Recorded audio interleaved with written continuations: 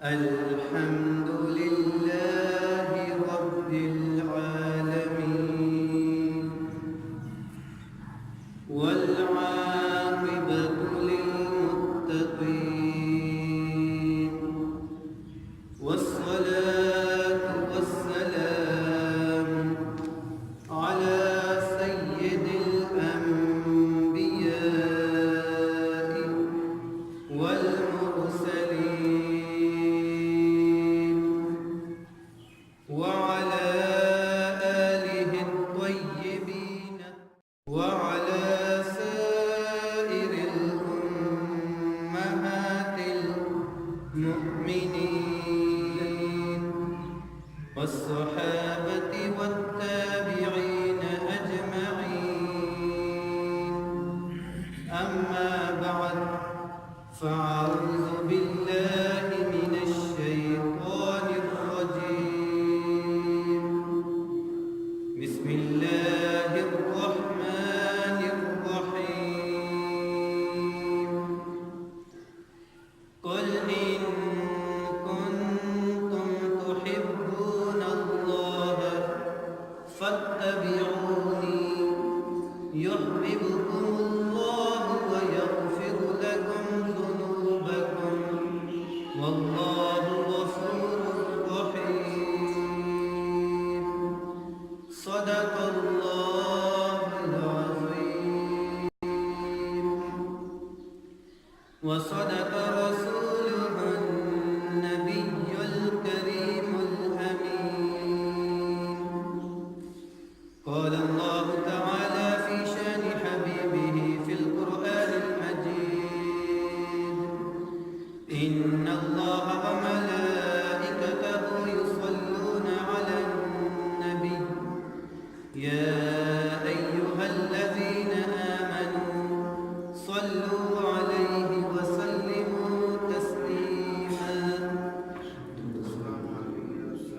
الصلاة والسلام عليك يا سيدي يا رسول الله وعلى آلك وأصحابك يا سيدي يا حبيب الله. الصلاة والسلام عليك يا رحمة للعالمين وعلى آلك وأصحابك يا شفيع المذنبين ومحبوب رب العالمين. اللهم صل على سيدنا ومولانا محمد النبي الأمي وآله وبارك وسلم تسليما. مولاي صل وسلم دائما أبدا على حبيبك خير الخلق كلهم. هو الحبيب الذي ترجى شفاعته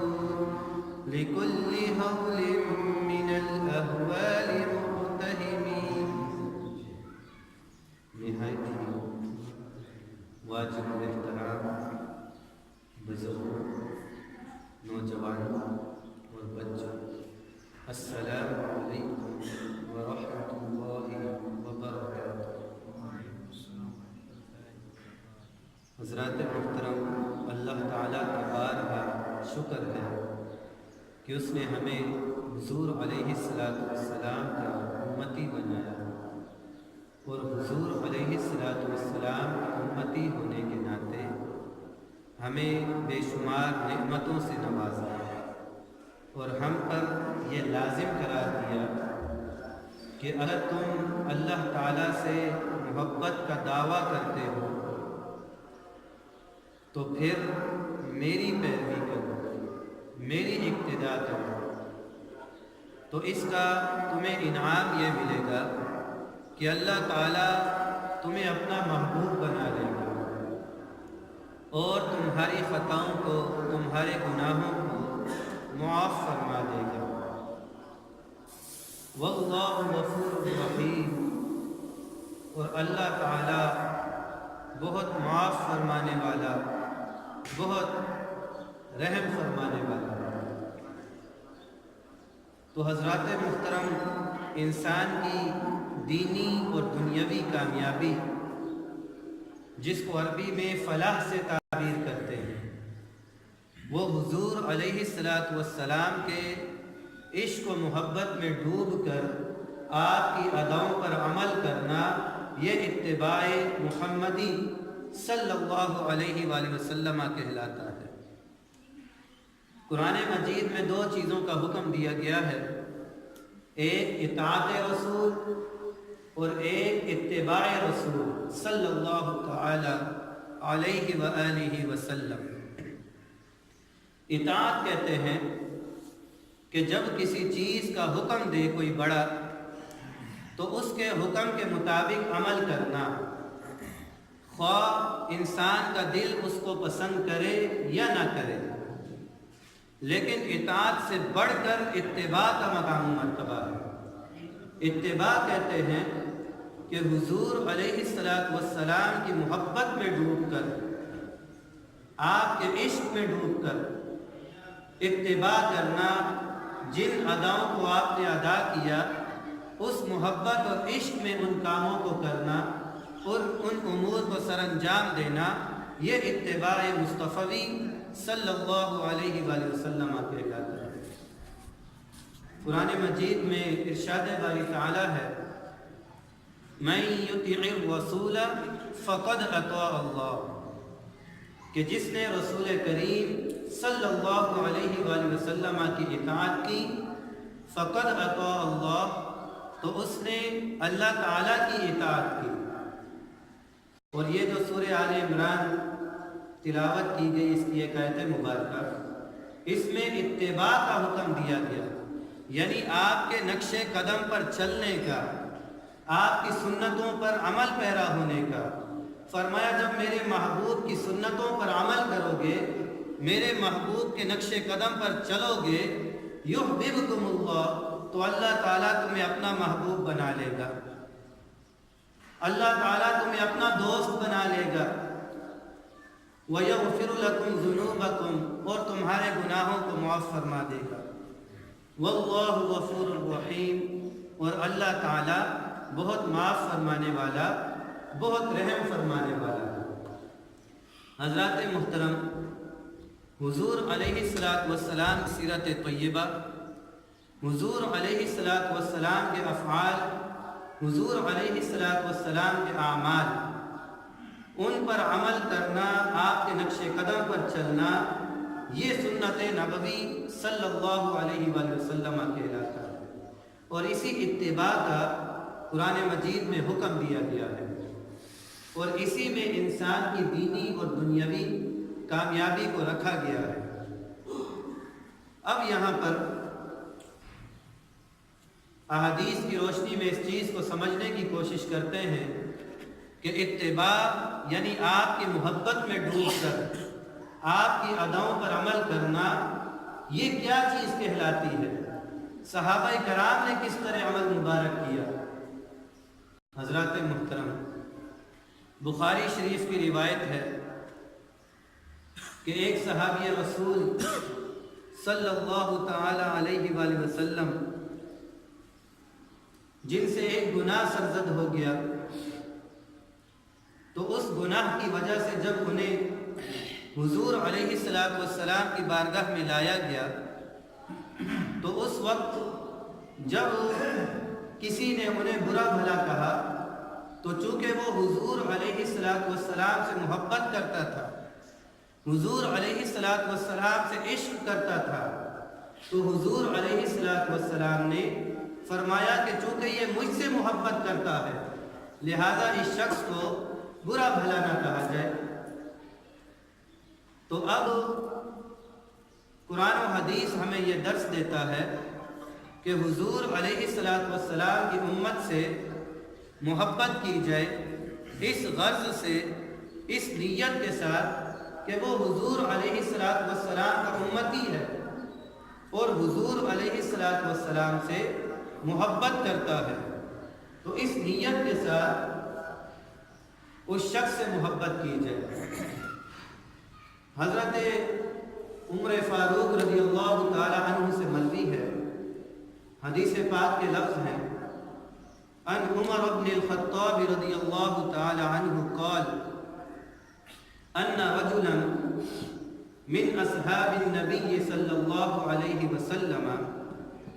كان اسمه عبد الله وكان يلقب حمارا، کہ حضور علیہ السلام کے زمانے مبارکہ میں ایک شخص تھا، اس شخص کا نام نامی عبداللہ تھا، وَكَانَ يُلَقَّبُ حِمَارًا، اور ان کو حمار کے لقب سے پکارا جاتا تھا، دراز گوش کے لقب سے۔ وجہ یہ تھی وَكَانَ يُضْحِكُ رسول اللہ صلی اللہ تعالی علیہ وآلہ وسلم، کہ وہ حضور علیہ السلام کو ہنسایا کرتا تھا، حضور علیہ السلام کو خوش کیا کرتا تھا۔ وجہ یہ تھی کہ محبوب کریم صلی اللہ علیہ وآلہ وسلم ہر وقت لوگوں کی باتیں سنتے ہیں اور ان کے مسائل کو حل فرماتے ہیں، تو شاید آپ کی طبیعت بوجھل نہ ہو گئی ہو، تو آپ کی طبیعت کو خوش کرنے کے لیے، آپ کے مسکراتے ہوئے چہرے کو دیکھنے کے لیے وہ تھوڑی دیر کے بعد کوئی ایسی بات کہہ دیتے کہ حضور علیہ السلام مسکرا دیا کرتے،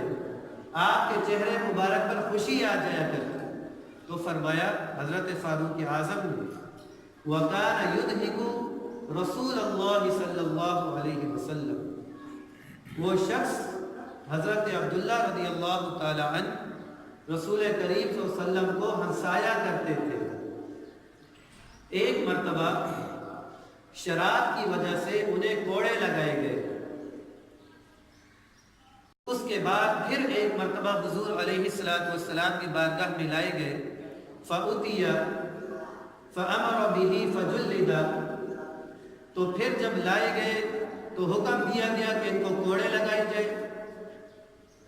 کیونکہ دوبارہ انہوں نے غلطی سے شراب پی لی تھی۔ تو جب لے کے آئے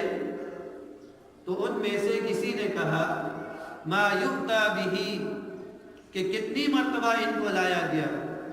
مَا يُؤْتَى أَكْثَرَ بِهِ، کتنی کثیر تعداد میں انہیں لایا گیا، اللہم العنہ، اے اللہ اس شخص پر لعنت فرما۔ تو میرے آقا کریم علیہ السلام نے ارشاد فرمایا لا تلعنوہ، اس کو برا بھلا نہ کہو، کیوں؟ کیونکہ تم نہیں جانتے انہو یحب اللہ ورسولہ، یہ شخص اللہ تعالیٰ اور اس کے رسول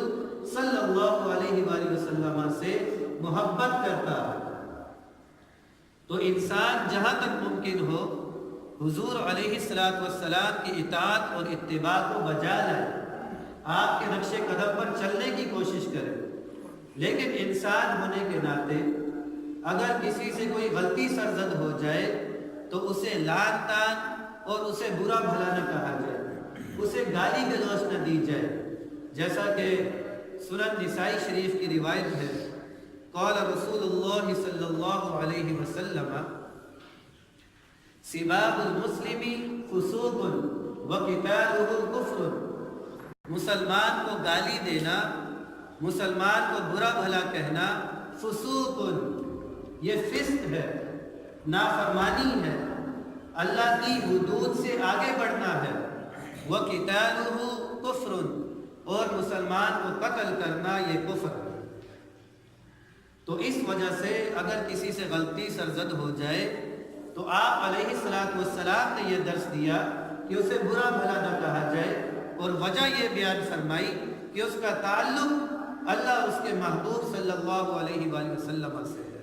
اس کا محبت اور عشق کا تعلق حضور علیہ السلام سے ہے، اس وجہ سے اس شخص کو برا بھلا نہ کہا۔ تو عرض کرنے کا مقصود یہ ہے کہ صحابہ کرام کا عمل مبارک یہ رہا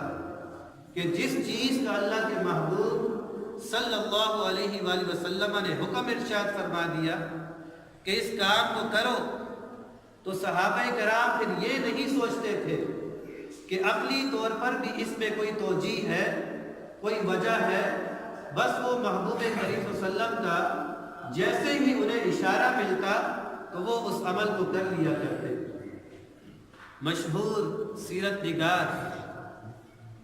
امام احمد شہاب الدین نسیم الریاض میں لکھتے ہیں، روایت فرماتے ہیں کہ حضور علیہ السلام کے غلام صحابی رسول عبداللہ ابن عمر رضی اللہ تعالی عنہ یدیر ناقدا فی مکان، کہ حضرت فاروق اعظم کے صاحبزادے حضرت عبداللہ رضی اللہ تعالی عنہ اپنی اونٹنی کو ایک جگہ میں گھما رہے تھے۔ فسئل، ان سے سوال کیا گیا، ان سے پوچھا گیا کہ اس میں کیا حکمت ہے، آپ یہاں پر اونٹنی پر بیٹھ کر گول چکر کیوں لگا رہے ہیں؟ تو آپ نے ارشاد فرمایا، انی رأیت رسول اللہ صلی اللہ علیہ وسلم ففعلتہ، کہ میں نے رسول کریم صلی اللہ علیہ وآلہ وسلم کو اس جگہ پر ایسے کرتے ہوئے دیکھا ہے، تو میں آپ کی اس ادا کو ادا کر رہا ہوں۔ ففعل رسول اللہ صلی اللہ علیہ وسلم ففعلتہ، اللہ کے رسول صلی اللہ علیہ وآلہ وسلم نے ایسا فرمایا، ففعلتہ، تو میں بھی اس طرح کر رہا ہوں۔ پھر آپ یہ دیکھیے، بخاری شریف کی روایت ہے، حضرت زید بن سلمہ رضی اللہ تعالی عنہ اپنے والد گرامی سے، اپنے والد حضور سے روایت کرتے ہیں، انی رأیت عمر بن الخطاب رضی اللہ تعالی عنہ قبل الحجر، کہ میں نے دیکھا کہ حضرت عمر بن خطاب رضی اللہ تعالی عنہ نے حجر اسود کو بوسہ دیا۔ فقال، اور پھر حجر اسود کو مخاطب ہو کر ارشاد فرمایا، لولا انی رأیت رسول اللہ صلی اللہ علیہ وسلم قبلک ما قبلتک، اے حجر اسود، اے کالے پتھر، اگر میں نے اللہ کے محبوب صلی اللہ علیہ وآلہ وسلم کو نہ دیکھا ہوتا کہ وہ تمہیں بوسہ دے رہے ہیں تو میں کبھی تجھے بوسہ نہ دیتا۔ تو یعنی حضور علیہ السلام کی اداؤں کو زندہ کرنے میں، اداؤں کو ادا کرنے میں صحابہ کرام عقل کو نہیں دیکھتے تھے کہ اس میں حکمت کیا ہے، عقل کیا کہتی ہے۔ بس محبوب کریم صلی اللہ علیہ وآلہ وسلم نے جس کام کا حکم ارشاد فرما دیا، جو کام آپ نے کر کے دکھا دیا، جو کام آپ کے سامنے کیا گیا اور آپ نے منع نہیں فرمایا، صحابہ کرام اس پہ عمل کرنے میں کوتاہی نہیں کیا کرتے تھے، کمی نہیں کیا کرتے تھے، خواہ اس کی حکمت سمجھ میں آئے یا نہ آئے۔ اب آپ یہ دیکھیے، بظاہر حجر اسود ایک پتھر ہے، اسے بوسہ دینے کی حکمت سمجھ نہیں آتی، لیکن فاروق اعظم بوسہ بھی دیتے ہیں اور حجر اسود کو مخاطب ہو کر کہتے ہیں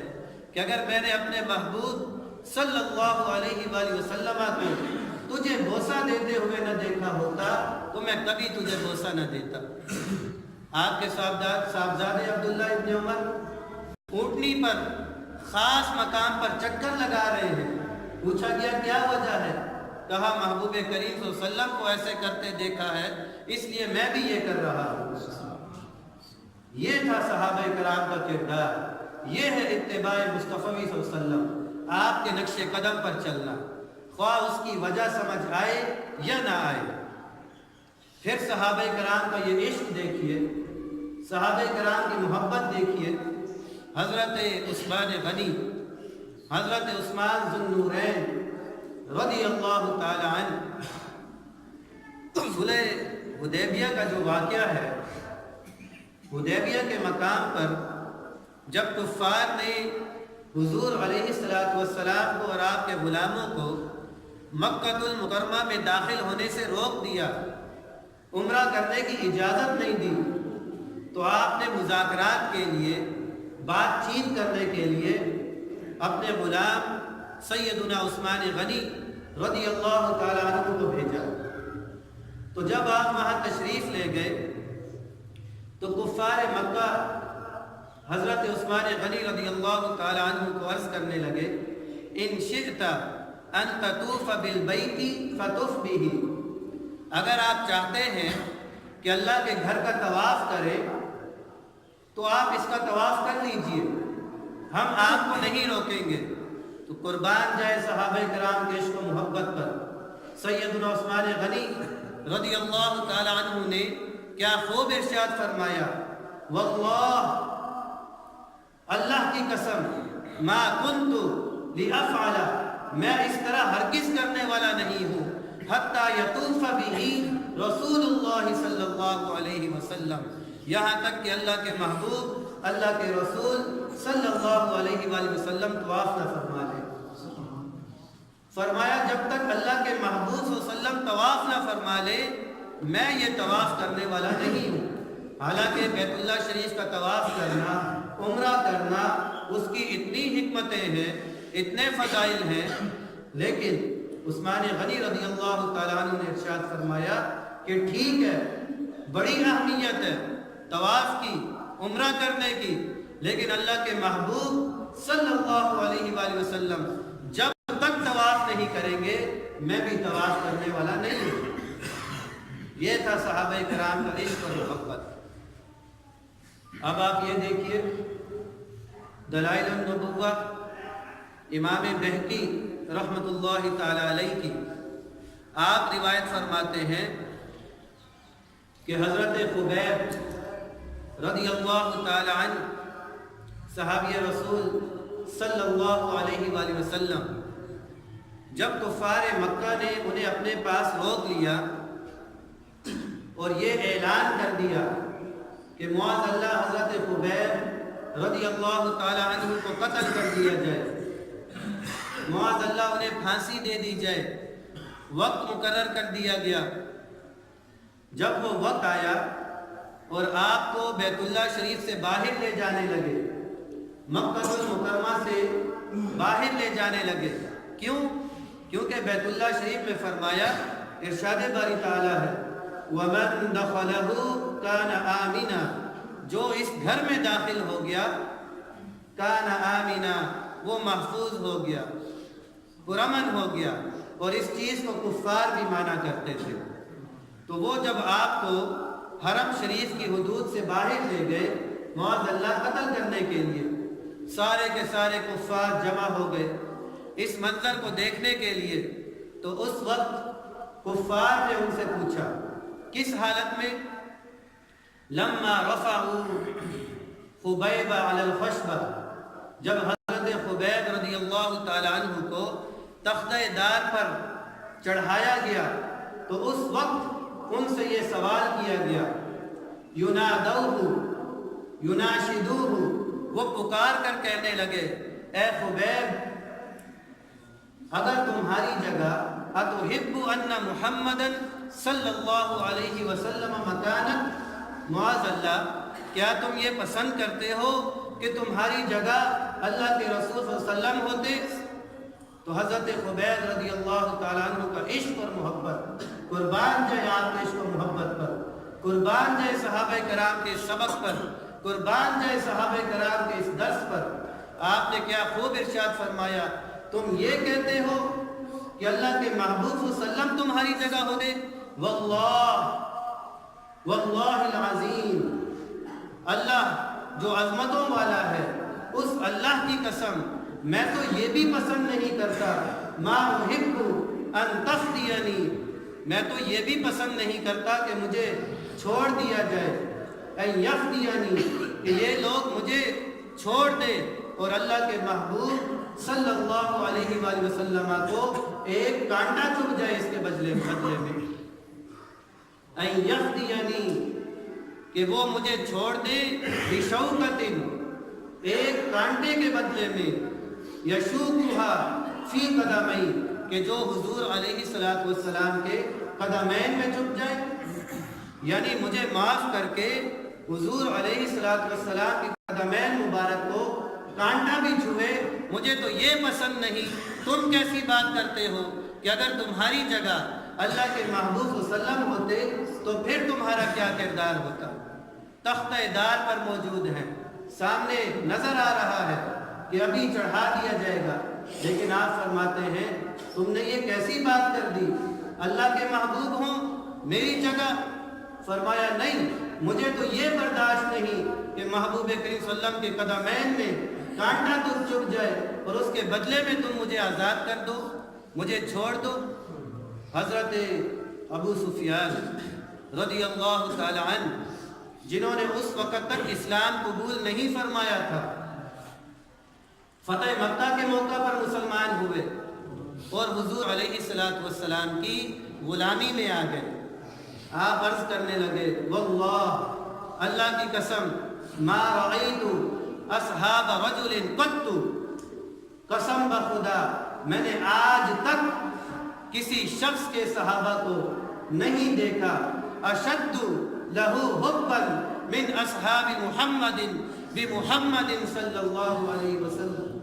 کہ جس طرح حضور علیہ السلام کے غلام اللہ کے محبوب صلی اللہ علیہ وسلم سے محبت کرتے ہیں، ایسی محبت میں نے کسی اور کے غلاموں میں نہیں دیکھی، کسی اور کے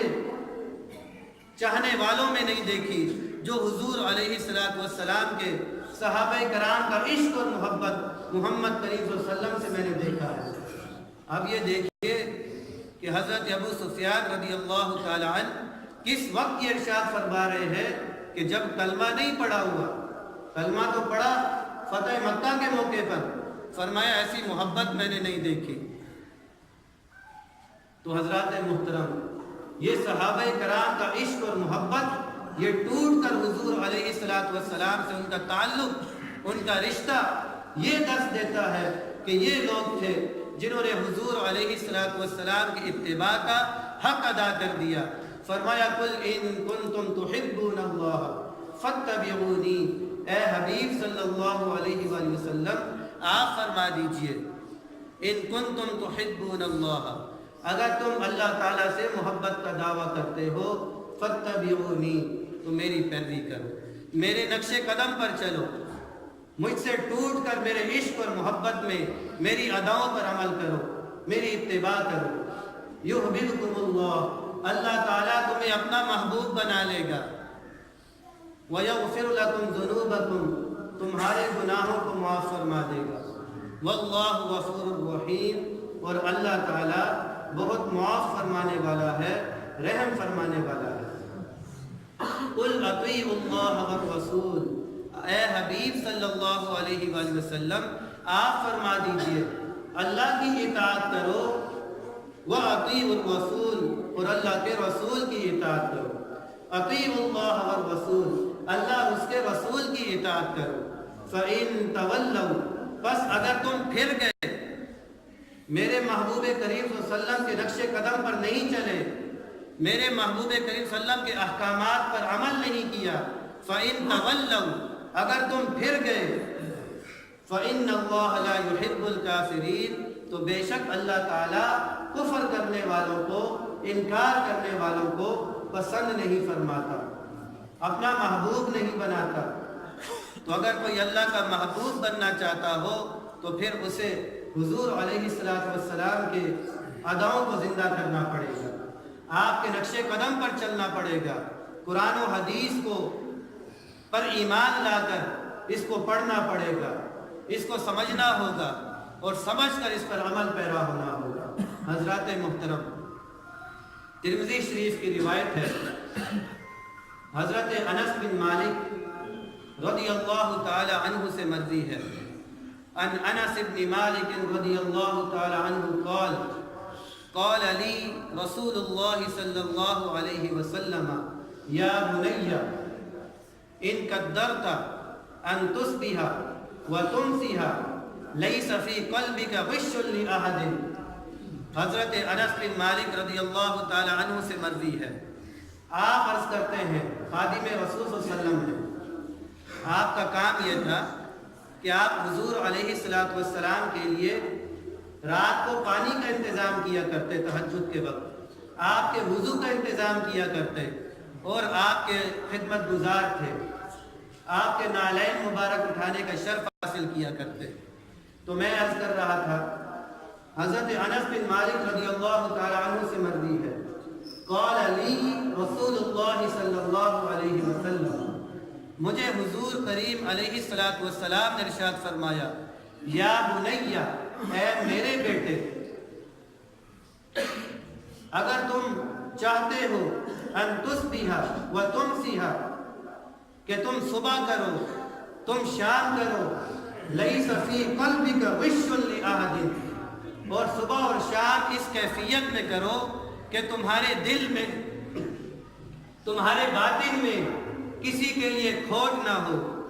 تمہارے باطن میں کسی کے لیے غش نہ ہو، تمہارے باطن میں، تمہارے قلب میں، تمہارے دل میں کسی کے لیے برائی نہ ہو، فافعل، تو بیٹا ایسے کرو، اگر تم ایسا کرو گے، ھذا، فرمایا کہ یہ تمہارے نبی کریم صلی اللہ علیہ وسلم کی سنت ہے، ذالک سنت رسول اللہ صلی اللہ علیہ وسلم، کہ یہ اللہ کے رسول صلی اللہ علیہ وآلہ وسلم کا طریقہ مبارک ہے، حضور علیہ السلام کی یہ سنت مبارکہ ہے، ومن احیا سنتی فقد احیانی، جس نے میری ایک سنت کو زندہ کیا تو اس نے مجھے زندہ کیا، ومن احیانی کان معی فی الجنہ، اور جس نے مجھے زندہ کیا وہ جنت میں میرے ساتھ ہوگا۔ تو اب مجھے یہ بتائیے کہ حضور علیہ السلام یہ درس دے رہے ہیں کہ تمہارے دل میں صبح کے وقت بھی اور شام کے وقت بھی کسی کے لیے کھوٹ نہیں ہونا چاہیے، تمہارا دل اس چیز سے صاف ہونا چاہیے، اگر کسی سے کوئی غلطی ہو جائے تو طریقے سے حکمت کے ساتھ سمجھانے کی کوشش کی جائے، جیسے میرے آقا صلی اللہ علیہ وسلم سمجھایا کرتے تھے، اور پھر اس کو معاف بھی کر دیا جائے۔ یہ حضور علیہ السلام کا درس ہے، یہ حضور علیہ السلام کی سنت مبارکہ ہے،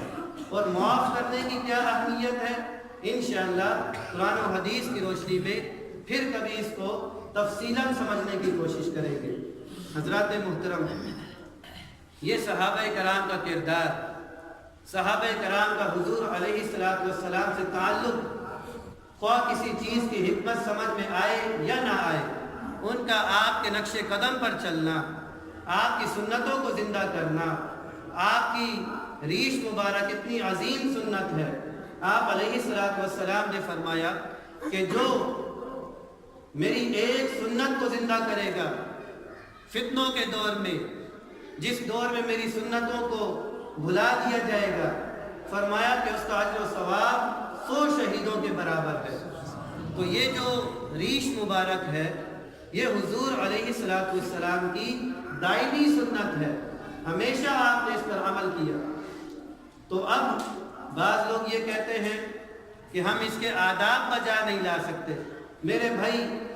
اس طرف آؤ، حضور علیہ السلام کے نقش قدم پر چلنے کی کوشش کرو، آپ کی سنتوں پر عمل کرو اور گناہوں سے بچنے کی کوشش کرو، انشاءاللہ آہستہ آہستہ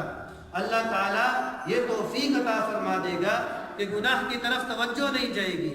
اگر جانے لگے گی تو اللہ اپنی توفیق سے، اپنے محبوبین کے صدقے انسان کی توجہ وہاں سے ہٹا دے گا۔ اللہ رب العزت اپنے محبوب کریم صلی اللہ علیہ وسلم کے نقش قدم پر چلنے کی توفیق عطا فرمائے، اتباع کی توفیق عطا فرمائے، اطاعت کی توفیق عطا فرمائے، ہماری لغزشوں کو معاف فرمائے۔